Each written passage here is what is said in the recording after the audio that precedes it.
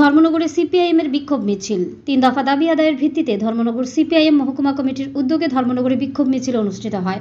ঘটনার বিবরণে প্রকাশ আজ অর্থাৎ বৃহস্পতিবার দুপুর 12টায় ধর্মনগর সিপিআইএম পার্টি অফিস থেকে ধর্মনগর সিপিআইএম মহকুমা কমিটির উদ্যোগে 3 দফা দাবি আদায়ের ভিত্তিতে এক বিক্ষোভ মিছিল অনুষ্ঠিত হয়। দাবিগুলো হলো রান্নার গ্যাসের দ্রব্যমূল্য বৃদ্ধি রোধ করা এবং জীবনদায়ী ওষুধের দ্রব্যমূল্য বৃদ্ধি রোধ করা এবং ওয়াকফ সংশোধনী বিল প্রত্যাহারের দাবিতে এই বিক্ষোভ মিছিল অনুষ্ঠিত হয়। এই বিক্ষোভ মিছিলটি ধর্মনগর নয়াপাড়া সিপিআইএম জেলা অফিস থেকে বের হয়ে গোটা ধর্মনগর শহর পরিক্রমা করে পুনরায় সিপিআইএম পার্টির জেলা অফিসে গিয়ে সমাপ্ত হয়। এই কর্মসূচির নেতৃত্বে ছিলেন সিপিআইএম মহকুমা কমিটির সম্পাদক রতন রায়, 57 যুবরাজনগর বিধানসভা কেন্দ্রের সিপিআইএম বিধায়ক শৈলেন্দ্র চন্দ্র নাথ।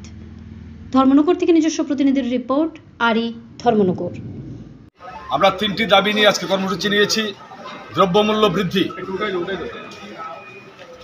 এই যে সরকারটা 2014 সালে ক্ষমতায় এসেছে, আরএসএস পরিচালিত যে বিজেপি সরকার, এই সরকার সারা দেশের 40% চাইতেও কম ভোটে নির্বাচিত হয়েছিলেন।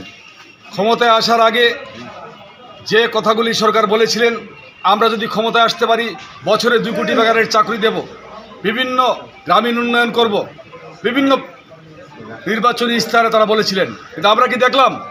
এই সরকার ক্ষমতা আসার পর একটার পর একটা জনবিরোধী সিদ্ধান্ত নিয়েছেন।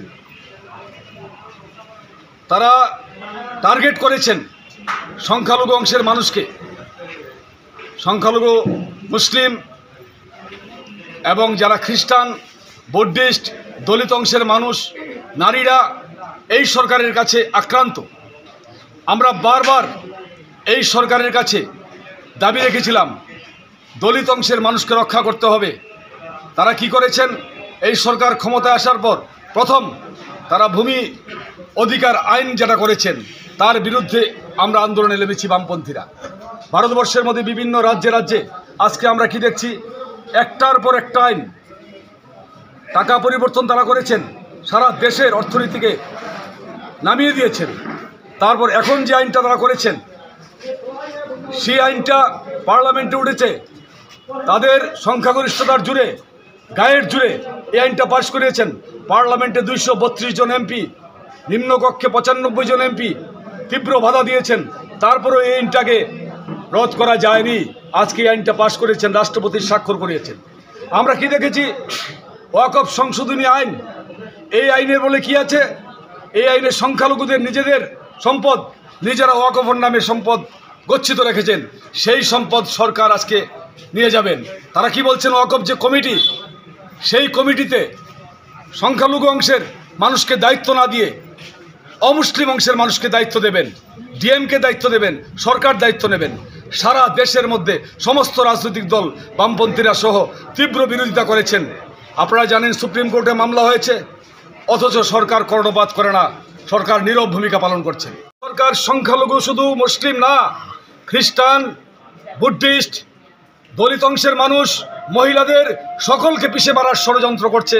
আমরা এই আইনটাকে অবিলম্বে বাতিল করার জন্য বলছি। তারপরে আমাদের দ্বিতীয় প্রশ্ন, দ্রব্যমূল্য বৃদ্ধি। এই সরকারের আমলে 748টা জীবনদায়ী ঔষধ, যেটা প্রতিদিন আমাদের প্রবীণ মানুষ যারা আছেন, অবসরপ্রাপ্ত শিক্ষক, কর্মচারী, গরিব মানুষ ওষুধটা কিনতে হয়, সেই ওষুধগুলির দাম হু করে বেড়েছে, বাড়িয়ে দিয়েছেন। মানুষের রান্না করে গ্যাস সিলিন্ডার, প্রতিটা গ্যাস সিলিন্ডারে 50 টাকা মূল্য বৃদ্ধি করেছেন 1 এপ্রিল। আমরা কি দেখলাম? এই সরকার পেট্রোপণ্যের মূল্য বৃদ্ধি করেছেন। আমরা নীরব থাকতে পারি না। আমরা বামপন্থীরা সিদ্ধান্ত নিয়েছি সারা দেশে দ্রব্যমূল্য বৃদ্ধির বিরুদ্ধে ওয়াকফ সংশোধনী আইন বাতিলের দাবিতে আমাদের বিক্ষোভ মিছিল, এবং যতদিন পর্যন্ত এই সরকার এই দাবিগুলি পূরণ না করবে আমরা রাস্তায় থাকবো। আমাদের কমরেডদের আমরা বলছি, লড়াই আমরা চালিয়ে যাব, রাস্তা থেকে আমরা উঠব না। এই সরকারের রাজত্বে বিজেপি রাজ্যগুলিতে, উত্তরপ্রদেশ আইনের শাসন নেই, সুপ্রিম কোর্ট বলেছে আইনের শাসন নেই। তামিলনাড়ুতে বিল এনেছেন 10টা, রাজ্যের মুখ্যমন্ত্রী বিধানসভাতে বিল এনেছেন, সেখানে রাজ্যপালকে দিয়ে সেই বিলগুলি আটকে রেখে দেওয়া হয়েছে। সুপ্রিম কোর্ট কি বলেছেন? এই বিল আটকে রাখা যায় না। এই যে একটা অবস্থা, এই অবস্থার জন্য আমরা দাবি করেছি ওয়াকফ সংশোধনী আইন অবিলম্বে বাতিল করতে হবে, না হলে সারা দেশব্যাপী আমাদের আন্দোলন চলবে। শুধু আমরা বামপন্থীরা, সমস্ত রাজনৈতিক দল রাস্তায় নামবেন। যতদিন পর্যন্ত সেই আইন বাতিল করা যাবে না। আমরা লক্ষ্য করেছিলাম 3টি কৃষি কালো আইন এই সরকার দিয়েছিলেন। সারা দেশের কৃষকরা যখন মাসের পর মাস রাস্তা অবরোধ করে বসে আছেন, দিল্লি দখল করে আছেন, বাধ্য হয়ে নরেন্দ্র মোদী হাত জোর করে কৃষকদের কাছে ক্ষমা চেয়েছেন, সেই আইন উনি প্রত্যাহার করবেন। কিছু কৃষকদের দাবি ছিল যে কৃষকরা মারা গেছেন আন্দোলনে, তাদের ক্ষতিপূরণ দিতে হবে, যাদের উপর মামলা হয়েছে মামলা প্রত্যাহার করা হবে, কথা দিয়েছিলেন নরেন্দ্র মোদী। এমন একটা প্রধানমন্ত্রী, স্বাধীনতার পরে এমন প্রধানমন্ত্রী আমরা দেখিনি। কি করে দেখব?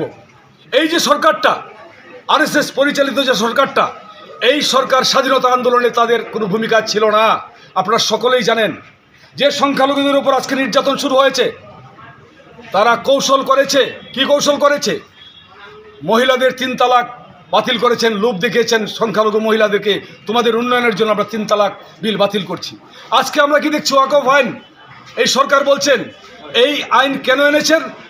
সংখ্যালঘু অংশের গরিব মানুষ যারা আছেন তাদের উন্নয়নের জন্য এই আইন এনেছেন। আমরা তীব্র বিরোধিতা করছি।